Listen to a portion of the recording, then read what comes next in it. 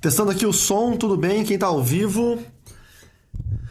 Boa tarde, eu vou tentar responder as perguntas que foram feitas de ontem para hoje, especialmente para essa live, fazendo perguntas pessoais acerca de ministério, acerca de família. Tem muita gente que tem dúvida, eles me perguntam por e-mail, e aí eu decidi então fazer essa live para vocês poderem fazer essas perguntas. As perguntas estão no card, nesse que talvez aí embaixo apareça para vocês, que tem uma interrogação, e vão ficar salvas no IGTV aqui do meu canal do Instagram, ok? Então vamos lá para ver as perguntas. Algumas perguntas normalmente eu não vou responder, porque são perguntas que não tem a ver com a brincadeira de falar coisas sobre mim. Ou alguma pergunta que seja maldosa, enfim, né? Deixa eu ver aqui para baixo. Vou começar por baixo. Essa aqui Pastor, a paz. O senhor e a pastora Francine pretendem ainda ter uma menina? Pergunta muita gente faz, né? E sempre que as pessoas fazem essa pergunta, eu sempre respondo com uma outra pergunta. Como que você faz para ter uma menina? Você tem uma fórmula? Tipo assim, o cara engravida a mulher e dependendo da hora do dia que ele engravida a mulher, vai nascer menina, e dependendo da hora vai nascer menino. Tá entendendo? É uma pergunta meio sem sentido. Porque ninguém define o sexo da criança. É Deus quem define, tá? A não ser... Ainda nem se for fazer por inseminação artificial, eu acho que tem como decidir o sexo. A única forma que tem como se decidir o sexo do filho é na adoção. Em alguns casos, a pessoa até coloca na ficha de adoção, ele opta em não se importar com um sexo específico, masculino ou feminino. Ele pode... O primeiro bebê que liberar para adoção, ele aceita. No caso, se é menino ou menina. Então, é uma pergunta que não tem resposta, né? O senhor é pastor... Não, resposta tem. Se nós gostaríamos de ter, se nós pretenderíamos de fato ter, mas não tem aplicação, porque vamos supor que eu responda, sim, a gente gostaria de ter uma menina. E ela engravida e é um menino. Aí engravida de novo é um menino. Engravida de novo é um menino. Engravida de novo é um menino. Entendeu? Então não tem como saber se... Mas... Não, a gente não pretende ter uma menina, tá? Se Deus mandar, né? Mas a gente não tem plano, assim, tipo um sonho. Vamos ter uma filha. Somos muito felizes com o Mateus. E eu tenho o Thales, tá? Mas isso tá aqui, ó. Tem essa outra pergunta aqui. Você tem um filho de outro relacionamento? Eu não tive um relacionamento. Eu tenho um filho antes de eu me casar, que é o Thales, mas que é como se fosse filho da Francine por ela, né? Ele tem mãe, claro, a mãe dele é viva. E hoje ele mora com a mãe. Morou em duas oportunidades, ele morou com a gente. Quando ele tinha 14 anos e ano passado, quando ele tinha 20. E eu conheci a mãe dele num evento de taekwondo. Eu era lutador de taekwondo. E jovem, novo convertido, acabei ficando com essa garota. E nessa ficada o Thales nasceu, né? Foi concebido. Eu, na época, jovem ainda, solteiro, assumi ele, registrei meu nome tudo certinho. E é o meu filho de produção independente. Mas não cheguei a me relacionar com a mãe dele. Não foi minha namorada, não foi nem minha amiga, na verdade. Foi uma infelicidade. Não ter sido uma pessoa próxima a mim ou uma pessoa querida por mim. É uma infelicidade. Mas o Thales é um menino extraordinário, assim. Ele é o nosso... Meu Deus, olha o Google falando lá. Ele é um troço... Ele é um menino, assim, extraordinário. O que acontece dentro de relações, assim, de mãe, de boadrasta, como é a Francine, no caso dele, né? A gente fez um vídeo, tá no YouTube, de um programa antigo que nós fizemos chamado Lá em Casa, sobre filhos de outro casamento, ou filhos adotivos, ou assistam no meu canal do YouTube, que é muito legal. É ela, a Francine e o Thales falando sobre isso. É muito legal. Foi muito bacana mesmo. Deixa eu ver outra pergunta. O que você acha sobre o caso da Flor de Lis? Perigosa pergunta, porque hoje em dia tudo é tão polarizado, né? Eu falei num projeto Chapecó de uns 2-3 anos atrás que eu achava a Zilu, a ex-mulher de um cantor sertanejo, não sei se é do Leonardo, de quem que ela é. Eu achava ela feia. Nossa, até hoje tem gente que me xinga porque eu achava a mulher feia, entendeu? Mas tudo bem, né? Antiético. Falei, não tem nada a ver com ética, é opinião. Mas Tem gente que me acha feio também, tá tranquilo. Tem muito mais gente que me acha feio do que me acha bonito. Agora, em relação à Flor de Lis, eu sempre, desde que aconteceu o crime, eu vi que era algo tramado, né? Primeiro por causa dos 30 tiros. Um latrocínio, eu trabalhei 2 anos com apenados, né? Pessoas que estavam presas no regime fechado, como terapeuta comportamental. E normalmente o latrocida, ou ele mata a vítima por um excesso de força, no nervosismo do roubo ali, ele acaba matando a vítima, ou por uma reação da vítima, tá? Poucos são os casos do latrocida que vai, rouba a vítima e por prazer mata a vítima. A não ser que a vítima o conheça, aí ele precisa apagar ali a vítima que vai se tornar uma testemunha contra ele. No caso do assassinato do marido da Flor de Lis, ele tomou 30 tiros. Então não tem o menor sentido alguém dizer que foi um latrocínio. 30 tiros. E muitos tiros na região genital, na região daqui do baixo ventre. Então, quando aconteceu o assassinato, eu pensei, ela é a mandante, porque ele traiu ela descobriu um adultério e mandou matar, porque tinha muito tiro na região genital. Aparecia muito isso. Agora, com o inquérito, eu estava lendo sobre o inquérito, segundo consta, o motivo foi porque ele era dominador, porque ele não distribuiu dinheiro, blá, blá, blá. Enfim, mas eu não conheço ela, né? Mas desde o começo eu desconfiei, tá? Agora, em relação a ser um crime cometido por uma aspas, pastor evangélico, toda vez que um pastor evangélico comete um crime, eu já descarto o termo pastor, porque para mim esse sujeito não é pastor, né? É um falso pastor, é um falsante, né? Um falsário. Então, nessa senhora, no caso, né? Toda vez que acontece um crime, eu vejo que o quão nós precisamos voltar a ser igreja, sabe? Voltar a ser simples, voltar a ser humildes. É um desejo desenfreado de poder, de crescer, de dinheiro, de tudo, que acaba causando isso, essas distorções. Então, o ideal é nós voltarmos a ser igreja, né? É o que eu penso. E que ela seja condenada e pague pelo crime dela. Deixa eu ver aqui. Qual a sua opinião sobre essa pandemia? Qual a sua visão? Acha que iremos sair dessa? Sim, nós vamos sair dessa, né? O mundo se mobilizou para conseguir uma vacina. Nesse exato momento, agora que nós estamos falando, tem 8 vacinas sendo testadas já no 3º estágio, né? Que o próximo estágio é a liberação. Então, vai até o final do ano, com certeza nós vamos ter várias vacinas. Então, o que eu acho? Eu acho que o mundo está globalizado. Antigamente aconteciam vírus tão contaminantes assim, tão contagiosos quanto o coronavírus. O problema é que...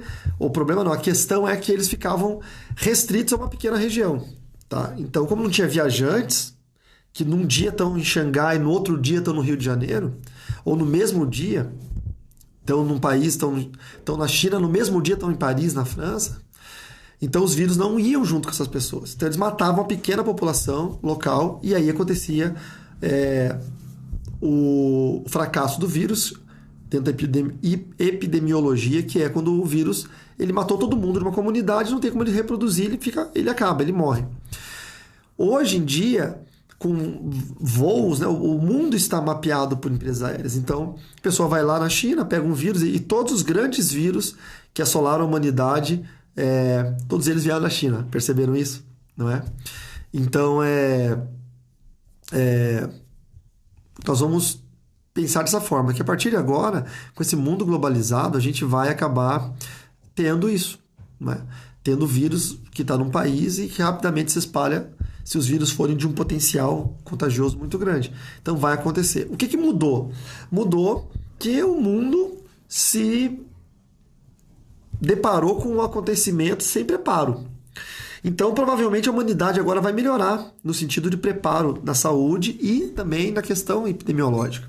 Então, vão surgir novos equipamentos, novos pensamentos acerca de combate epidemiológico. Então, isso é uma forma, se eu for pensar, uma forma positiva, tá?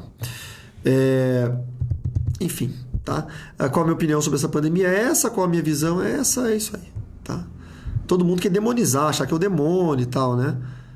E Só que o demônio tá matando gente do lado dele também, se fosse o demônio na pandemia. Então, vamos ver. Lembrando que eu só vou responder perguntas que estão na tag que tem o símbolozinho do interrogação, tá bom? Que foram feitas no outro post, tá? Perguntas feitas aqui no chat eu não vou ler e não vou responder, tá bom? Para ser honesto com quem foi antes da postagem e colocou a sua pergunta. E as perguntas são sobre o que está na postagem. Então, se você não sabe o que é, volta o Stories, tá? Do meu Stories, e vê qual foi a postagem lá. Porque não é um Carlos Ribas Responde, o pessoal confunde, né? Não pode me ver numa tela que já acha Carlos Ribas Responde, deixa eu perguntar alguma coisa. Não é. Essa live agora é sobre perguntas, sobre família, trabalho e ministério, dúvidas que vocês têm pessoais sobre mim. Só sobre isso, tá bom? Vamos lá. Todos conhecem a sua história. Então, inclusive da pandemia eu deveria ter respondido, né? Mas era o que eu achava, mas também não devia ter respondido porque não é sobre mim. Então, me perdoe, não deveria ter respondido da pandemia. Todos conhecem a sua história de vida, pastor, mas e da sua esposa Francine, qual é? Vocês deveriam perguntar para ela, porque eu não tenho como eu responder qual a história de vida da Francine. Eu vou fazer uma síntese, então. Conheci a Francine em Cascavel, no Paraná, na igreja que nós congregávamos, na Evangélica Livre. Ela era do bairro Faculdade, eu era do bairro São Cristóvão. Conhecemos num evento. A gente havia se cruzado em alguma coisa da igreja antes, mas a gente acabou mesmo se conhecendo, conversando num evento. Ela tinha 15 anos, ia fazer 16 ali para aqueles dias. Eu gostei demais da Fran, assim, ela é uma menina espetacular, sempre foi uma mulher espetacular, mas ela já era uma adolescente espetacular. É o amor da minha juventude, o amor da minha adolescência. A gente se gostou e pensamos em orar para ver se esse era o propósito de Deus para nossa vida. Então a gente orou para pedir a Deus uma resposta à oração. Depois nós oramos por alguns meses. Deus confirmando no nosso coração, no dela e no meu, tá? Porque é assim que Deus confirma. Deus não vai mandar um irmão profetizar. Relacionamento com profecia furada, tá bom? É você quem tem gostado da sua esposa e a sua esposa tem gostado de você. Esse negócio de irmão vir com eis que te digo, que Deus revelou. Por isso que tem muito casamento frustrado dentro da igreja de profecia e muito divórcio dentro dos evangélicos. Por causa dessas bobeiras que o pessoal acredita. Aí falamos com o pastor dela, ele abençoou, falamos com o meu pastor, ele nos abençoou e aí nós começamos a namorar. Namoramos por 2 anos e nos casamos, tá? E somos casados vai fazer 20 anos agora, né? Então, nós temos 21, vai fazer 22 anos de relacionamento, namoro e casamento. A Fran sempre foi muito caseira, sempre foi muito amiga, muito próxima. Dentro da igreja eu era o cara, eu era o cabeça, ela era o coração, né? Eu sempre brinquei assim, eu sou o cérebro, ela é o coração. Eu sempre fui o cara de pensar, de estabelecer soluções de problemas, estabelecer metas, e a Fran sempre foi de atender, de amar, de dar atenção, sempre teve essa facilidade. Ela sempre foi muito mais apacentadora no ministério do que eu. Também ela casou, depois ela fez um curso de pedagogia, faculdade de pedagogia, não concluiu, aí ficou focada em Libras, né? Sempre gostou de linguagem de sinais. Depois o Ministério Desperta Débora surgiu na vida dela, ela tinha sido da MPC, que é Mocidade para Cristo, Geração Compromisso, e ela tinha uma mãe de oração, que é uma Débora, né, do Ministério Desperta Débora, que correspondia com ela por carta. Depois que ela estava casada, então, já mãe do Mateus, ela decidiu, o Mateus nasceu 3 anos e pouco depois do nosso casamento, né? Foi nosso filho 3 anos depois. Aí ela entrou para o Ministério Desperta Débora e focou sua atenção nisso. Hoje ela é coordenadora do sul do Brasil. Há uns anos atrás ela resolveu então cursar faculdade de psicologia, está se formando ano que vem, e sempre me ajudou no ministério. Há 4 anos que ela já não me ajuda tanto por causa da faculdade, e daqui para frente não vai mais ajudar, porque vai exercer a profissão, enfim. Nós sempre tivemos um acordo em casa de que ela não ia precisar trabalhar, porque trabalhar na igreja demanda muito esforço e tempo. Então eu sempre fui nessa visão, eu e ela em consoância, dela ser a dona da casa, cuidar de mim, do Mateus, dos nossos ministérios, né? Dos livros, dos produtos, e da igreja. Ela sempre foi apaixonada pela igreja. E eu, com o meu trabalho, dando aula, palestra e vendendo livro, eu sustentaria a casa, ela não precisaria trabalhar. Deus nos honrou desse modo, desse formato. Graças a Deus, a Fran nunca precisou trabalhar para ajudar nas despesas da casa, mas agora é óbvio, ela vai se formar, vai querer ser psicóloga. Eu acho que ela vai ser uma grande psicóloga, porque ela é uma psicóloga sem diploma, entendeu?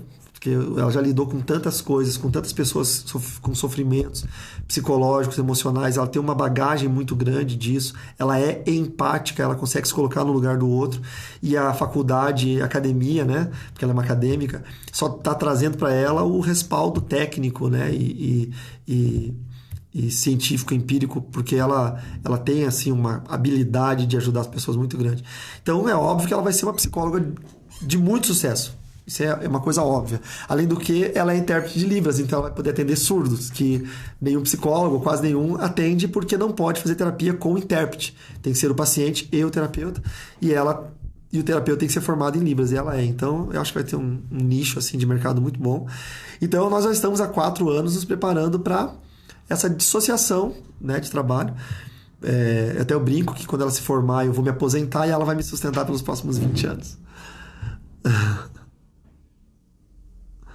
Vamos ver. Tiago perguntou: Pastor, já saiu na mão com alguém? Já, várias vezes.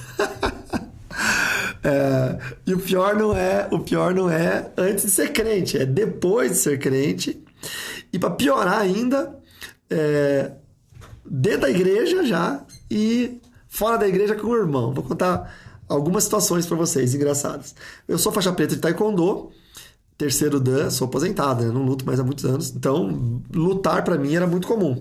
Então eu, na época de jovem atleta ainda, faixa colorida, faixa azul, vermelha, era comum brigar na escola, brigar na rua, né? Tô falando de década de 90, não tinha... Meu pai vai te processar, não tinha esse negócio, entendeu? Então você tinha que... Quem é da minha idade aí sabe, né? Arranjava encrenca na escola e ia pro final da aula brigar no final da aula, né? Então um já se ameaçava, já se prometia, né? Vou te pegar no final da aula. E eu pegava mesmo. Então tive que brigar muito na vida. No final da aula. No final da aula acho que eu briguei muito. Desde criança sempre fui muito briguento. Brigava muito com meu irmão mais velho. Brigava muito depois com meu irmão mais novo. Que o irmão do meio é o problema. Porque você apanha do mais velho, bate do mais novo, depois apanha da mãe porque bateu no mais novo. Então... eu vivia num turbilhão de bate, apanha, bate, corre para fugir de alguém, corre para pegar alguém. Então é complicado. Mas depois de adulto, uma vez eu crente, já novo convertido, tava com uma coleguinha assim da escola que eu levei na igreja. Não era uma namorada, nada, nem... era uma amiga mesmo, uma coleguinha. E tava na frente da casa dela e um cara passou de carro e freou bruscamente na frente da gente. E ele me confundiu com alguém. Ele pegou e falou: o que você está olhando aí? Eu falei: não, tô olhando nada, tô aqui. Tava com a Bíblia na mão, na frente da casa dele. Eu fui levar a garota em casa, depois do culto. E o cara: tá bom então. Fez assim um joinha e saiu com o carro. E andou uns 500 metros. E eu fiquei olhando para ele, assim, na reta. Deu um zerinho na rua, o que demonstra que ele tava bêbado ou drogado. E voltou com tudo. Quando ele foi voltando esses 500 metros com o carro, era de noite...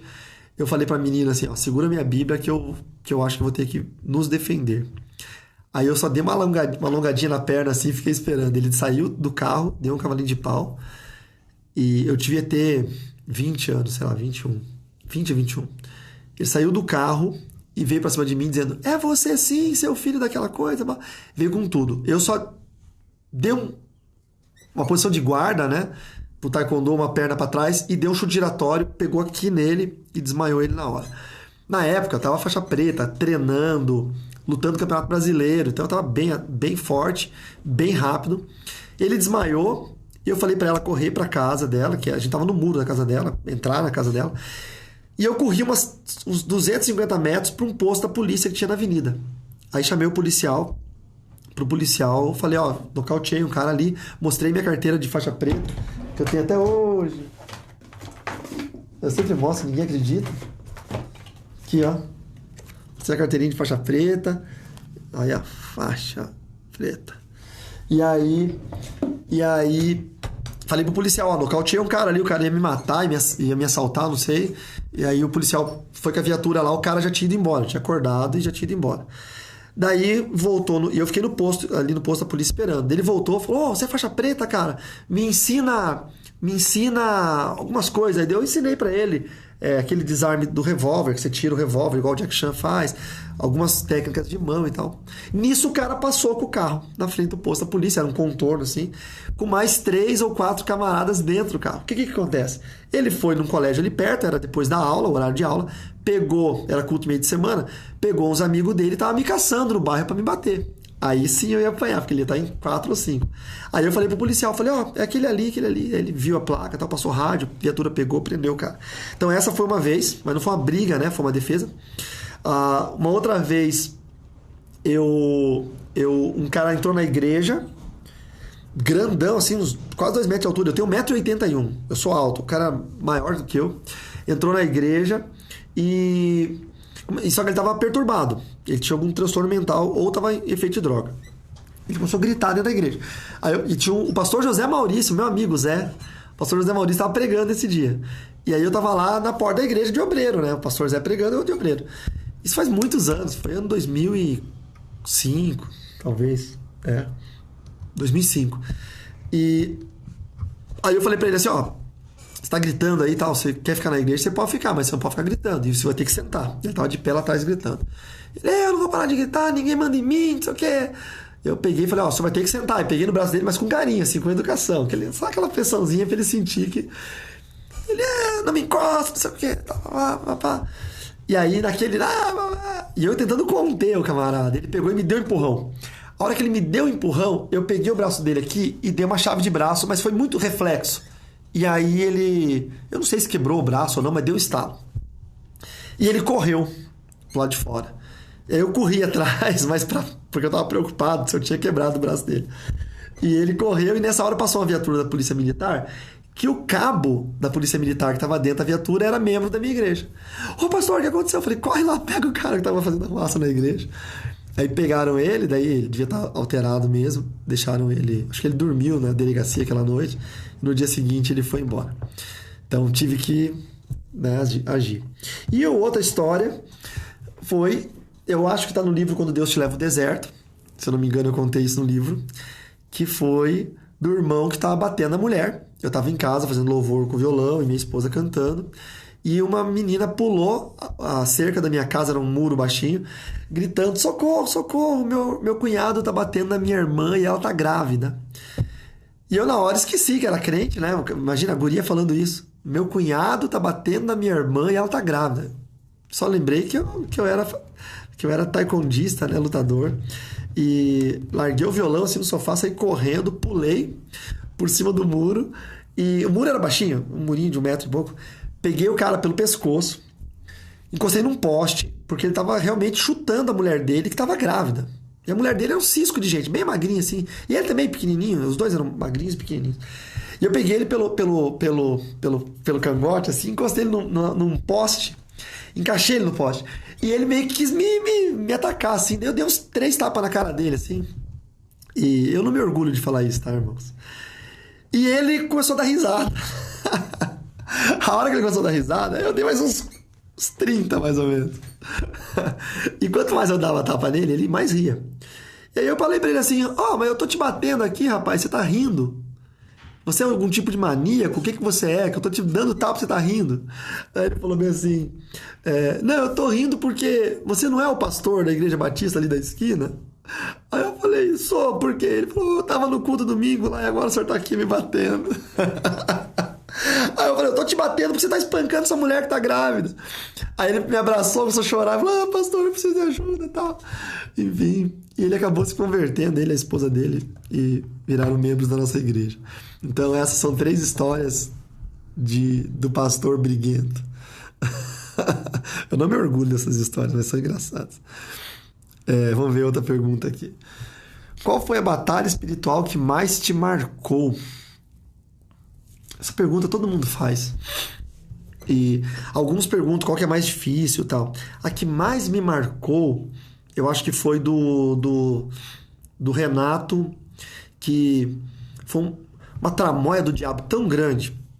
Então, assim, deixa eu ver se eu consigo contar ela de forma rápida, mas para vocês entenderem. Eu tinha montado, no primeiro ministério, quando eu fui ordenado pastor na Igreja Batista, lá no Paraná, eu montei uma equipe de libertação, com os jovens que eu tinha ganhado para Jesus e tinha discipulado, e aí eu fiz eles os meus auxiliares de libertação. Então todo mundo que ficava endemoniado nas casas, eles chamavam a gente, nós íamos. Nós éramos a única equipe da cidade que expulsava demônios. E o diabo começou a ficar com muito ódio da gente, óbvio, né?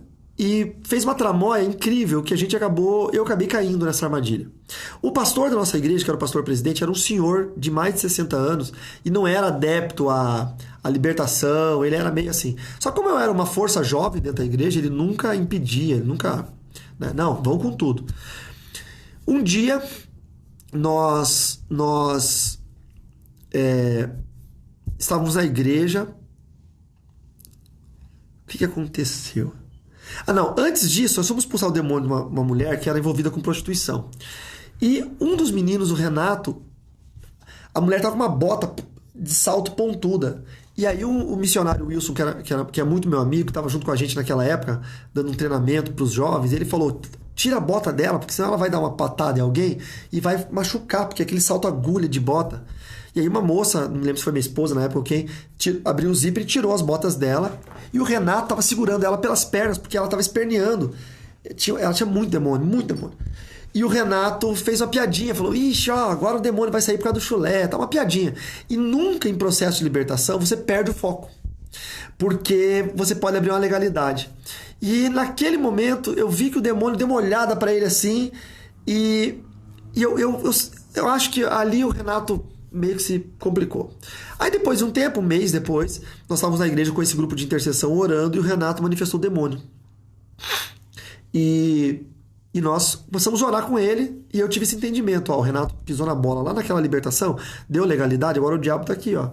E eu orando ali e tal, e nisso veio o pastor correndo, o pastor morava na casa pastoral atrás da igreja, e ele disse: ligaram lá do bairro, perto do hospital, tem uma moça lá endemoniada, lá terrível, quebrando tudo, e aí, como é que eu faço, né? Como é que eu faço? Aí eu falei: pastor, então assim, acho que o Renato tá contido, era só um caso, ele tá meio assim, meio grogue, então o senhor continua orando aqui por ele, com mais uns 2 meninos aqui, eu pego uns outros 3, 4 e vou lá. Então tá bom. E a gente foi, naquela época era de a pé, não tinha carro, não tinha nada. Ou era bicicleta ou era de a pé. E o bairro era muito longe. E nós fomos andando até essa casa, demoramos, sei lá, 40 minutos para chegar lá. Chegamos lá, não tinha nada. Ninguém tinha ligado, não tinha ninguém demoniado. Eu falei: mas será que não é um vizinho? Quem será que é? Não, ninguém. Pastor, já que você está aqui, faz uma oração e tal. Orei, achei estranho e falei para os meninos: vamos voltar correndo, porque o diabo tirou a gente da igreja por algum motivo. Quando a gente voltou correndo, a gente chegou... Então a gente demorou nessa ida e vinda 1h30, quase 2 horas. Umas 2 horas. Quando a gente voltou, tava o pastor chorando, tava todo mundo triste, que tinha dado uma parada cardíaca no Renato durante a oração. E o Renato tinha morrido, esse menino. E tava lá e o pastor não sabia o que fazer, desesperado. Não sabia se ligava pra polícia, pro ML, pra quem que ligava, pra família do Renato. O menino já estava 2 horas morto, sem pulso, ele estava ficando roxo, assim, os dedos estavam bem roxados já. E aqui a parte dos olhos, o lábio, estava horrível, essa situação muito ruim. E aí eu comecei a orar. E eu falei: não aceito, vamos orar. E meu irmão mais novo estava junto com a gente, o Michel, que hoje mora aqui em Chapecó. E começamos a orar. E eu orei todas as palavras mágicas que eu sabia. Da Bíblia, entendeu? Tudo. Eu repeti versículos, não adiantava nada, o menino estava morto. Até que eu estava desistindo já, aí todo mundo desistiu, meu irmão caiu num canto chorando, outros irmãos caíram no outro canto chorando, e eu ouvi o meu irmão se amontoar num canto assim, chorando e dizendo assim: o que eu vou dizer para a mãe dele? Entendeu? Foi a frase que meu irmão disse. O que eu vou dizer para a mãe dele? Aí falou o nome da mãe. O que eu vou dizer para dona fulana? Que o Renatinho morreu, que era um amigo nosso, assim, menino. E aí me deu aquele negócio, assim, aquele ímpeto, e eu dei um soco assim, no peito dele, assim, e falei: não, você não vai morrer. Daí eu comecei a brigar mesmo com o demônio. Eu falei: demônio, eu sei que você me tirou daqui. Por que acontece? Quando eu saí, o pastor que foi orar, o pastor não sabia. Aí os meninos me disseram isso depois. O pastor pegou água, deu água para ele beber e tal. E nunca se dá água para alguém possuído por um demônio bebê, porque pode dar... porque a pessoa está em choque. Então, a glote pode evitar de jogar água pro estômago, né? E acabar indo pro pulmão, dar uma embolia pulmonar, enfim. Então, nunca se faz isso. Aí eu comecei a orar e falar assim, tá repreendido, demônio, você vai devolver a vida do Renato. O Renato não está autorizado para morrer, essa não é uma morte autorizada. E comecei a orar. E ele deu um soluço, não foi uma tosse, foi um soluço. E ele expeliu uma bola assim, como se fosse um sangue coagulado, alguma coisa assim. Tava trancando a garganta dele. E água, que provavelmente tinha ido pro pulmão. E aí o demônio voltou muito mais forte. E a gente teve que segurar ele e ele fazia assim com as pernas, com os braços e jogava todo mundo longe. Ele deu um chute no meu irmão era gordinho na época. E jogou meu irmão em cima dos bancos da igreja, era igreja de banco de madeira ainda. E aí foi... E nesse dia foi uma coisa incrível, que todo mundo agarrou ele assim e eu pulei em cima dele. Eu montei igual montar um jacaré em cima dele e segurei ele pela cabeça. E ele com o rosto transtornado. E aí, 2 meninos dando tipo uma chave de braço, um em cada braço, e 2 nas pernas, e 2 segurando as coxas dele, e eu em cima montado. E ele magrinho, Renato, e ele fazia assim e levantava as pessoas. E nessa hora, eu clamando assim, em nome de Jesus, tal, e Deus me deu uma visão. E a visão que Deus me deu é que tava vindo um clarão em cima da gente. E eu entendi naquela visão que Deus estava enviando anjos para ajudar a gente a segurar aquele menino que estava possuído pelo demônio. E eu falei assim, pode soltar, solta ele, porque Deus já mandou anjos aqui. E os meninos falaram assim, não solta não, porque ele deu um chute no Michel, jogou o Michel em cima dos bancos da igreja. O banco da igreja nessa altura. Meu irmão embolou por cima dos bancos. E eu falei, não, pode soltar, que eu tenho certeza, Deus mandou anjo aqui. E aí quando eles soltaram ele fazia 5, deixa eu vir pra cá, ele fazia 5 braços, ó, e ele não conseguia levantar os braços. Ele tava grudado no chão.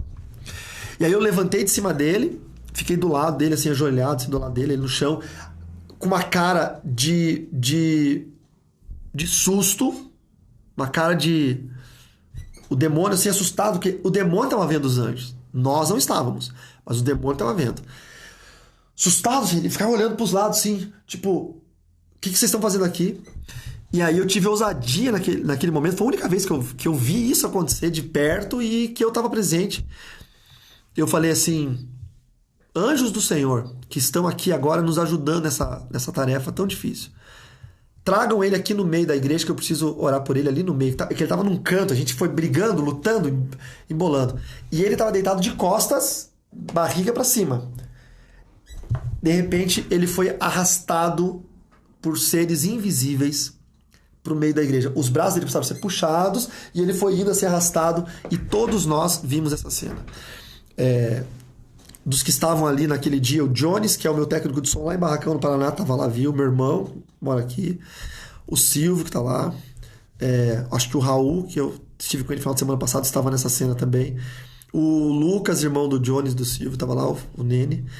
Então a gente estava em várias pessoas, viram essa cena dele ser arrastado de costas pelos anjos. Então essa foi a que mais me marcou até hoje. Deixa eu ver outra pergunta aqui. Quanto tempo durou toda a questão da libertação sua do satanismo? Durou em processos de possessão demoníaca. O que é esse processo? Eu ficar possuído pelo demônio, o pastor orar, expulsar esse demônio, entrava outro, ficava possuído, o pastor expulsava. Esse processo de manifestava e libertar 3 meses. Eu fiquei morando na igreja por 3 meses. Eu não conto isso no livro Bruxaria, porque talvez isso assuste alguém que vai ler.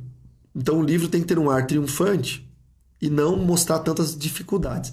Mas foi um processo de 3 meses para ficar liberto do último demônio. Mas depois teve uma série de dificuldades, tá? Mas assim, 3 meses foi o prazo. 3 meses, alguma coisinha. Deixa eu ver outro. Teve alguma igreja ou pastor que auxiliou você no seu processo de libertação? Teve.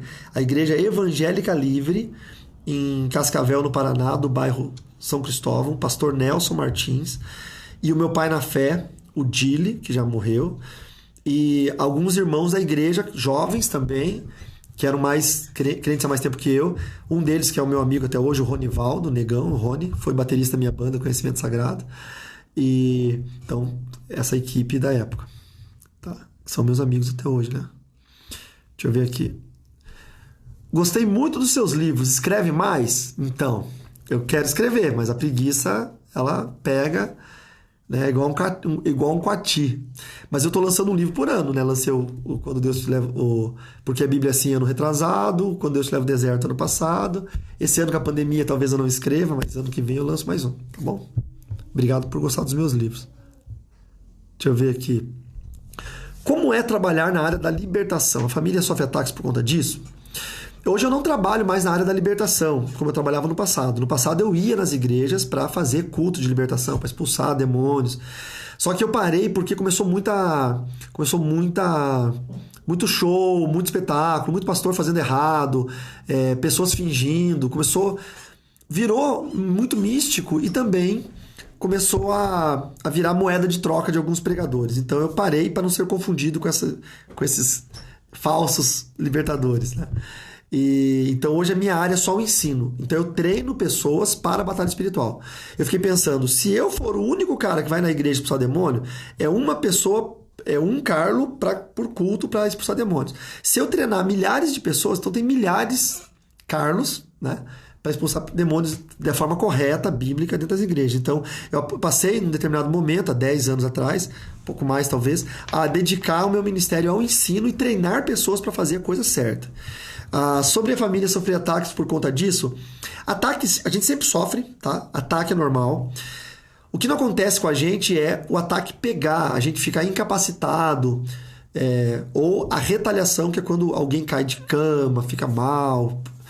Que é os relatos bestas de muita gente que eu ouço aí, que orou por uma pessoa, ficou doente 2 dias. Imagina, se o dia que eu orar por alguém e ficar doente, eu não oro nunca mais por ninguém, entendeu? Não tem o menor sentido isso.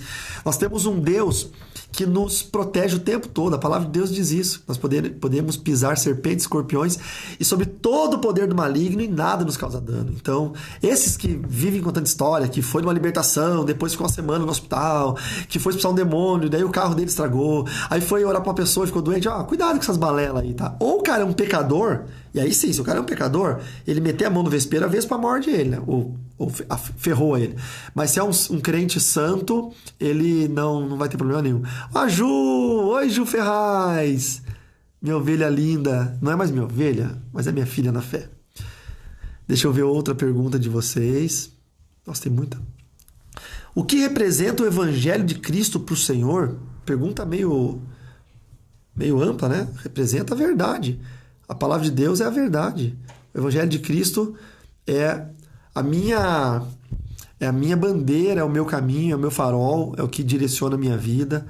E é o que eu ensino aos meus irmãos, meus amigos e às minhas ovelhas, que se o dia que eu parar de pregar o Evangelho de Cristo, por favor, parem de me ouvir, parem de me seguir.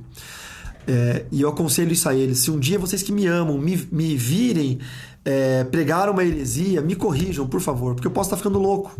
Eu posso estar endemoniado, posso estar em pecado, vocês nem sabem, de repente eu estou em pecado, o demônio tomou minha mente e eu estou pregando heresia. Então, se eu pregar uma heresia fora, ou uma mensagem fora do evangelho, me chamem e me corrijam, entendeu? Porque vocês vão salvar a minha vida, vocês vão abrir os meus olhos.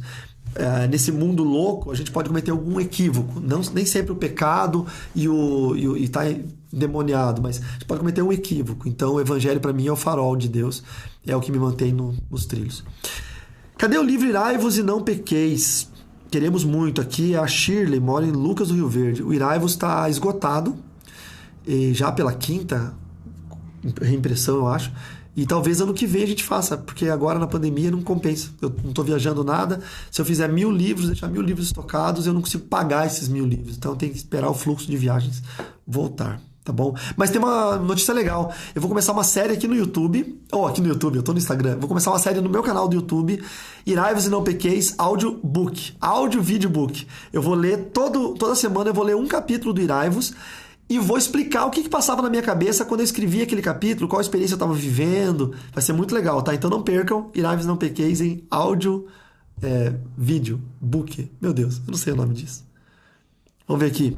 Aí, pastor, fala sobre as camisas que usamos sem saber o significado. Foi importante para mim. Não é assunto dessa live, então não vou responder. É só assunto dessa live. Não tenho ideia qual seja meu ministério. Seja, tudo bem. que faço? Não é assunto essa live, não vou responder. Você tem que aprender, gente, ó, deixa eu explicar para vocês, eu amo vocês, mas vocês têm que aprender a seguir regras. Se essa live tá escrito que nós íamos fazer sobre perguntas pessoais, ministeriais, familiares, é só pessoal, ministerial e familiar, tá? Thalita também mandou outra pergunta que não vejo, deixa eu ver. Aqui, ó, essa pergunta é uma pergunta ministerial. Pastor, o senhor já expulsou demônios em criança várias vezes, tá? Várias vezes. Crianças de 2 anos de idade, crianças de 8 anos de idade, já várias vezes. Os motivos são diversos. Pode ser o pecado dos pais, pode ser legalidade da família. Aí não tem como a gente, né? Aqui essa pergunta não é do tema. Deixa eu ver isso aqui. Como o senhor lida com qualquer tipo de grupinho que venha querer ou que se forma em sua igreja? Como que eu lido? Hoje eu não sou mais pastor de igreja, né? Hoje eu congrego na IBI aqui em Chapecó, na Batista Independente, com o pastor Álvaro. Mas eu fui pastor de igreja local por 15 anos. Nós nunca tivemos grupinhos assim na igreja, panelinhas, né? Porque eu sempre fui um pastor muito atuante. Então, se tinha, por exemplo, um diz que me diz, que uma fofoquinha, eu pegava a pessoa que ouviu, a pessoa que falou e a pessoa que foi citada, colocava os 3 numa mesa junto comigo e nós tirávamos tudo em pratos limpos na hora, dávamos as mãos e seguíamos a vida. Então, nunca se formou na minha igreja fofoca de parte nenhuma. Então, essa sempre foi a minha maneira de lidar com isso. Nunca gostei de crente fuxiqueiro, irmão que vinha ou que vem na minha casa para falar da vida do outro, eu já falo na hora, irmão, eu não converso sobre a vida de ninguém que não esteja aqui. Eu sempre dou aquela limada logo, porque não tem coisa pior que dentro da igreja ter esse bando de fuxiqueiro. Então, comigo não se cria, nunca se criou. Deixa eu ver aqui. Patinha PVS. Só quero agradecer pelos ensinamentos. Aprendo muito com você. Obrigado. Deixa eu ver aqui. Como foi seu deserto logo após a conversão? Olha, depois da minha conversão, eu passei pelo processo de libertação de 3 meses, aquele que eu falei, e depois eu já fui para o seminário estudar. O meu pastor entendeu na época que a melhor estratégia para mim não era ficar dando sopa na cidade, com tanto satanista que eu tinha iniciado, eu tinha uma ligação muito grande com muita gente. Então ele me mandou para um seminário e eu passei meus próximos anos estudando.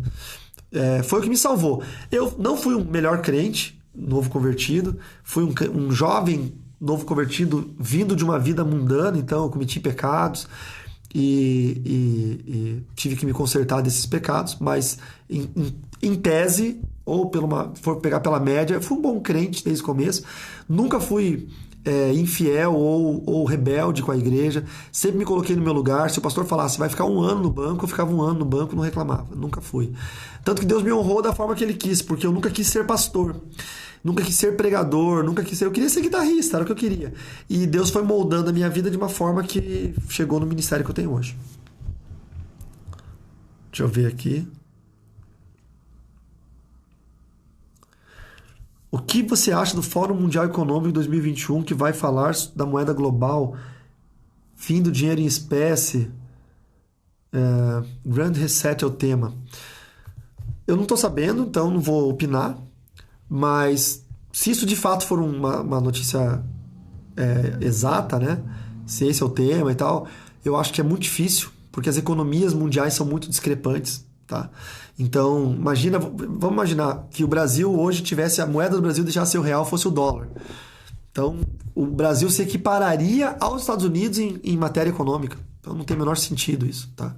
Então, provavelmente essa notícia não seja verdadeira ou não seja exatamente isso, tá? Pode ser que seja uma notícia falsa. Às vezes a gente lê na internet e acredita em tudo que vê na internet. Então é bom se informar bem sobre o tema. Mas não faz sentido para mim. Mas caso isso for uma proposta real, verdadeira, que vá dar sequência, só o que a Bíblia diz, né? A Bíblia está nos predizendo isso. Então a gente tem que estar preparado para o que vai acontecer. Quem está escrevendo perguntas aí no chat, eu não vou responder, tá bom? Porque, como eu expliquei na postagem do Story, essa live é só para responder perguntas que foram feitas nesse card embaixo, que tem uma interrogação, e as perguntas relacionadas à minha vida pessoal, ministerial ou profissional. Esse é o motivo desse vídeo, tá bom? Filhos de pastores de outros ou outro chamado tem que seguir o mesmo? Não é pergunta. né? Sobre minha família. Eu não acho que filho de peixe, peixinho é. Eu não acho que o fato de eu ser pastor, meus filhos precisam ser pastores. Mas uma coisa que eles precisam ser é bons cristãos, tá? Não eximo os meus filhos de errarem, de pecarem. Eu não posso tolher o direito deles de serem e de exercerem o que eles são, de serem seres humanos, indivíduos, e exercerem. Então, o meu filho, o mais novo, que é o Mateuzinho, que mora com a gente, faz as burradinhas dele, toma castigo, nós corrigimos, colocamos ele de volta no trilho, ensinamos com amor, mas é uma criança normal como qualquer outra, vai errar. Essa figura de que o filho do pastor é um santinho, um crentinho perfeito, você não pode ser levado. É muito cruel para os filhos dos pastores, eles carregam uma carga de cobrança sobre eles que eles não têm culpa, eles não pediram para ser filho de pastor e eles não pediram para ser pastor. Então, o fato de eu ser pastor, eu estou impondo sobre a vida da minha mulher ser mulher de pastor, estou impondo sobre a vida dos meus filhos serem filhos de pastor. Então, é uma carga muito cruel das igrejas cobrarem, porque tem muito pastor que dá mais atenção para a igreja do que para os próprios filhos, que os filhos de pastor não têm nada porque no dia da festa da escola deles, o pai não pôde ir porque tinha culto na congregação, no dia do aniversário o pai não pôde fazer festa porque não tinha dinheiro, e os filhos de pastor já têm uma carga muito grande para ser carregada por uma não escolha deles. E ainda assim vem aquela cobrança da hipersantidade, porque ele é o filho do pastor. Ele é um cristão como qualquer outro, que tem suas dúvidas, seus desejos, seus pecados, seus arrependimentos, suas reconciliações. E eu, como pai e como pastor, preciso ensinar aos meus filhos o caminho do evangelho da mesma forma que eu ensino a qualquer outra ovelha, e ensino que o Senhor tem nos fortalecido como igreja. Então, eu acho que chamado de filho de pastor é individual, pessoal e intransferível. Se ele tiver o chamado para ser músico do louvor, ele vai ser o músico de louvor mais lindo que existe na face da terra, pelo menos para mim.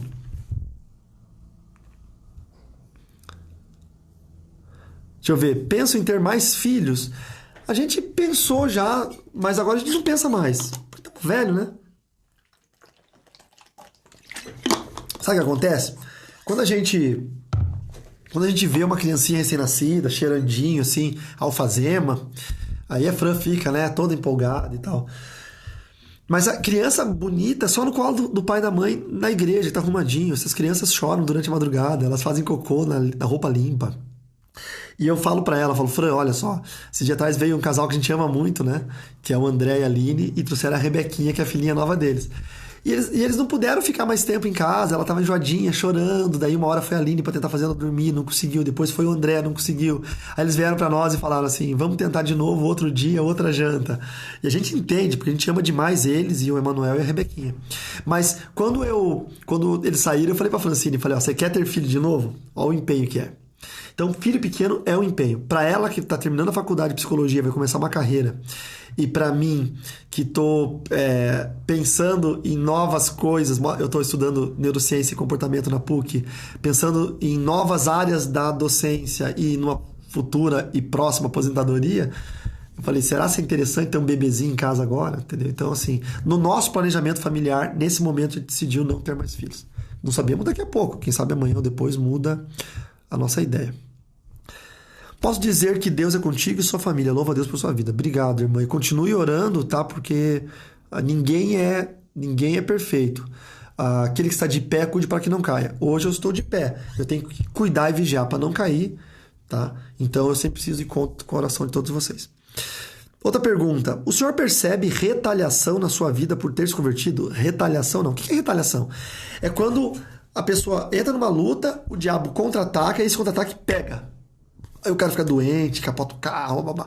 Não estou dizendo que toda vez que há um capotamento de carro é o demônio. Às vezes o cara se descuidou numa curva, entrou rápido demais na chuva, tá com o pneu careca. Nem tudo é o demônio, às vezes é a imprudência do motorista. Dormiu no volante, né? Acontece muito. Mas a retaliação não pega em crente que está em santidade, que vive uma vida comum com Deus, normal, né? Não é nada espetacular, não é um Dalai Lama aí meditando todo dia, mas que ora todos os dias, lê a Bíblia todos os dias, vai ao culto, tem comunhão com Deus, com os irmãos, toma a Santa Ceia regularmente, entrega seus dízimos e ofertas e evita pecar. Quando peca, percebeu, pede perdão e se retrata, recomeça. Então, isso é ser crente. É só isso, tá?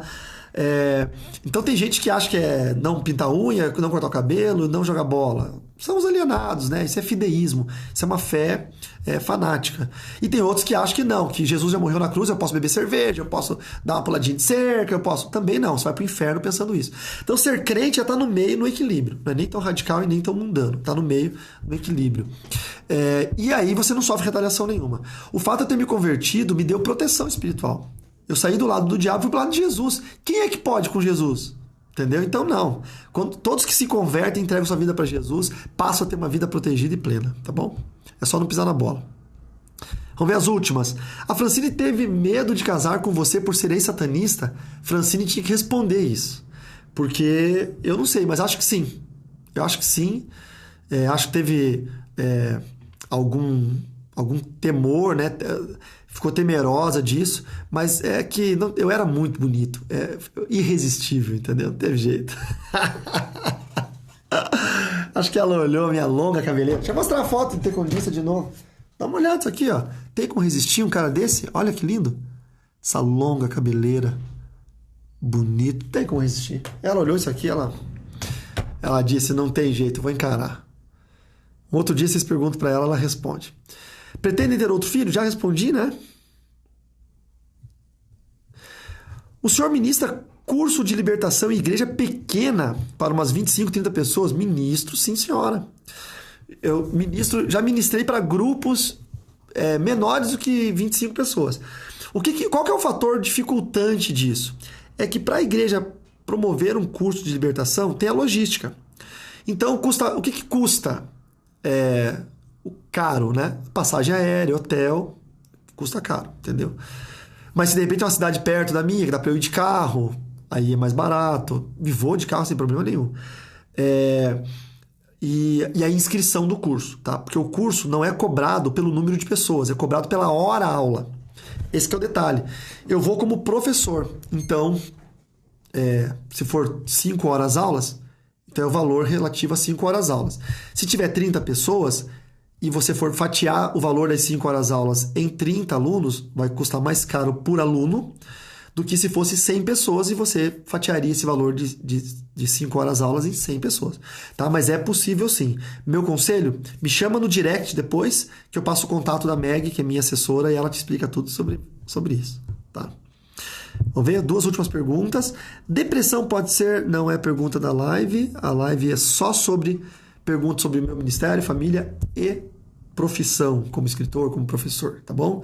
E foi falado isso num outro story lá atrás. Se vocês não olham meus stories, não adianta vocês olhar a live que vocês não vão saber. E o Alan também fez outra pergunta que não tem nada a ver. Então é isso, gente. Deus abençoe vocês, tá? Obrigado por participarem da live, obrigado quem tá aí. Vai ficar gravado aqui no IGTV. Quem chegou agora, assista do começo, que eu conto uma história muito legal sobre a experiência mais incrível e marcante da minha vida num processo de libertação. Foi quando fui orar com um menino que estava 2 horas e pouco morto e Jesus ressuscitou ele. E daí Deus mandou os anjos para segurar o demônio que estava nele. Foi muito legal. Deus abençoe, tá bom, queridos? Fiquem atentos que nessa semana, quem se inscreveu na Escola Avançada de Libertadores começa a segunda matéria, segundo módulo, que é Formação Avançada em Mapeamento Espiritual. Ainda hoje tem promoção nesse valor, só chamar no WhatsApp, de 1.890 por 297,50, mas quem chamar ainda hoje é 197,50 a matéria toda. Tá? Chame no WhatsApp do Ministério, que é o 49 99128 6902, ou me chame no direct que eu passo para vocês o contato, tá bom? Vejo vocês no YouTube, essa semana vai ter várias coisas no YouTube muito legal, e talvez essa semana eu comece o livro Irai-vos não pequeis, lido para vocês e explicado capítulo por capítulo. Fiquem com Deus e até lá. Tchau, tchau.